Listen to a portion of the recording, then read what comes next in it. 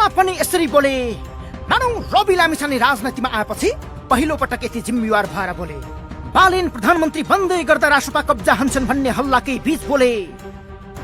आफैलाई प्रधानमन्त्री बनाउन चाहिने सांसदकै व्यवस्था गरी बालेन भूमिगत भएको चर्चाकै बीच बोले। 182 मा 181 सांसद होटलतिर, तर बालेन कोसँग सल्लाह गर्दैछन् भन्ने शंकाकै बीच बोले। सरकार गठनको प्रक्रिया रवि आफ्नै स्वार्थमा लम्ब्याउँदैछन् भन्ने आरोपकै बीच बोले। तर पार्टीबाट निर्वाचित 2 कम 2 तिहाई अर्थात् 182 सांसदको अघिल्तिर नेतृत्व यस्तो हुनुपर्छ भन्ने गरी बोले। अब सर्टकटमा हेरौं रविले सांसदहरूलाई निर्देशन दिँदै बोलेका महाबाडीहरू के छन्। नम्बर 1, रविले भने जनजी आन्दोलनकै बलमा शक्ति प्राप्त गरेपछि आँखामा लाग्ने पट्टी खोल्नुपर्छ। शक्तिको उन्मादमा रासोपा गए कांग्रेस एमालेलाई 36 वर्ष मौका दिए। आफूहरूलाई जनताले 36 महिना थके 36 दिन समेत कुर्नेवाला छैनन्। शक्ति प्राप्त गरिसकेपछि आँखामा जुन पट्टी आउँछ अब त्यो पट्टी हामीले खोल्न सक्नुपर्छ। नत्र पुराना राजनीतिक दललाई नेपाली जनताले 34, 35, 36 वर्षमा कुरे, तपाईँ हामीलाई 36 महिना 36 दिन पनि कुर्नेवाला छैनन्। यो कुरा निर्धक्क हुनु होला, किनकि जनता अब्बल चेतनामा आएको छ।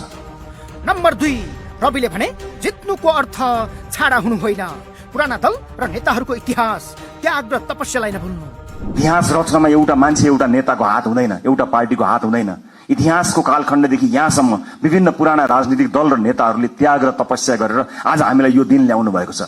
उहाँहरूका कयौं व्यक्तित्वहरूप्रति हाम्रो प्रश्न हो, तर इतिहासले उहाँहरूले दिनुभएको योगदानलाई नजरअन्दाज गर्ने, त्यसलाई अपमानित गर्ने हक हामी कसैलाई पनि छैन। नम्बर 3, रविले भने यहाँ शहीदकी आमा पनि छन्। कुनै बिचौलियासँग साँठगाँठ वा सँगै बसेर एक घुटको पानी खानु अगाडि आफ्नो छोराको बलि चढाएर संसद छिरेकी आमालाई सम्झिनु।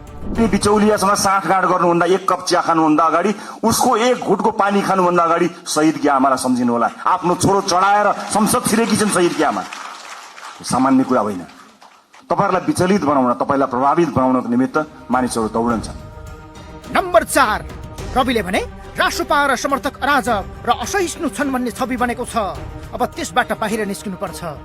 रासोपालाई प्राय अराजक छन्, रासोपा समर्थकहरू अत्यन्त धेरै असहिष्णु छन्, सामाजिक सञ्जालमा गाली गलोजमा उत्रन्छन्, व्यक्तिगत गाली गलोजमा उत्रन्छन्, छुनै हुँदैन, बोल्नै हुँदैन, गाली गरिहाल्छन्। त्यस किसिमको एउटा छवि बनेको छ। म सम्पूर्ण समर्थक साथीहरूलाई बताउन चाहन्छु, अब त्यसबाट बाहिर निस्कनु पर्छ।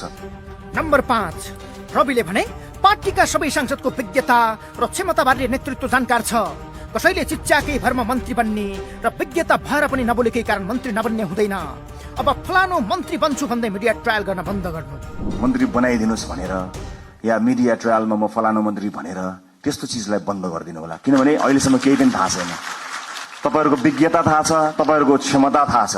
कयौं साथीहरू देखिए गर्नुहुन्छ, कयौं साथीहरू छेकिए गर्नुहुन्छ। पार्टीले छेकिएका साथीलाई पनि हेरिरहेको छ। नम्बर 6, रविले भने सांसद हुनु पूर्व र भइसकेपछि जिम्मेवारी फेरिएको छ। हाहुको भरमा चल्दैन।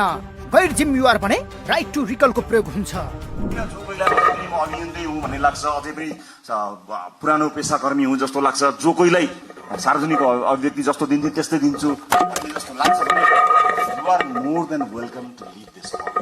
रासोपाले जन्मदेखि आफ्नो विधानमा स्थापित गरेको राइट टु रिकलको व्यवस्थालाई यसपटक कडाइका साथ लागू गरेको छ।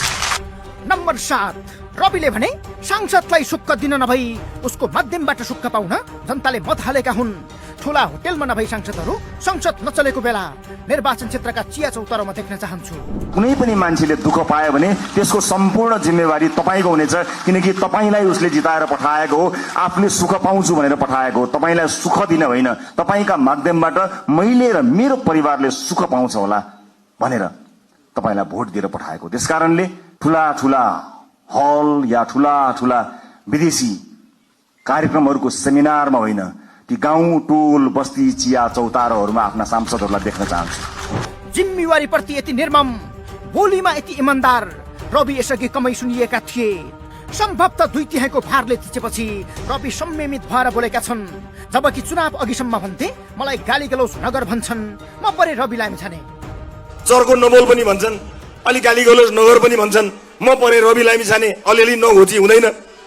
मलाई टुच्च नघोचिदिए त म पनि चुप लाग्थेँ नि। ठाउँ ठाउँबाट घोचिरहन्छन्, दिइरहनु पर्छ नि। मूलत उनको बोलीमा देशप्रतिको जिम्मेवारी, जनताप्रतिको जवाबदेहिता र संसदमा हुनुपर्ने इमानको इमान्दारिता प्रष्ट झल्किन्थ्यो।